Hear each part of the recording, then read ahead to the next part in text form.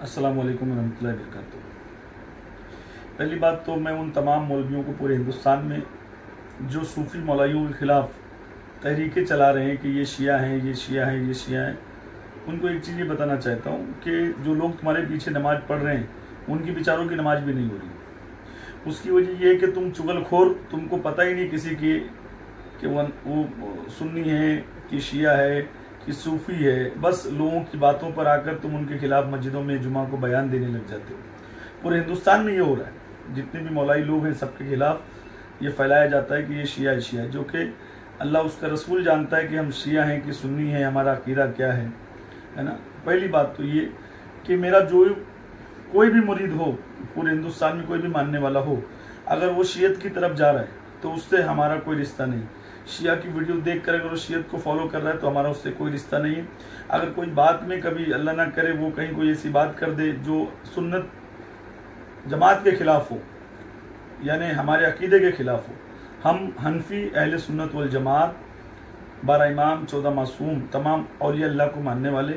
جو دین غریب نواز نے ہم کو دیا ہم اسی دین کو لے کر چلیں گے، چاہے کچھ بھی ہو جائے، ہے نا۔ اس کے خلاف اگر کوئی مرید بات کرتا ہے اس دین کے خلاف تو اس کا ہم سے یا ہمارے مشن سے کوئی لینا دینا نہیں۔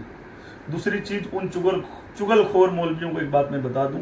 جو بنا سوچے سمجھے ہماری چغلی کرتے رہتے ہیں، برائی کرتے رہتے ہیں مسجدوں سے۔ بیچارے جو نمازی ہیں، سیدھے سادے لوگ جو ان کے پیچھے نماز پڑھ کے ان کو لگتا ہے ہماری نمازیں قبول ہو رہی ہیں، ہماری دعائیں قبول ہو رہی ہیں، ان لوگوں کو بھی یہ سمجھنا چاہیے کہ چغل خور لوگوں کے پیچھے ان کی نمازیں نہیں ہوگی، کیونکہ اگر مولوی ہی چغل خور ہو جائے پیش امام تو نماز کہاں سے ہوگی؟ 4 لوگ اس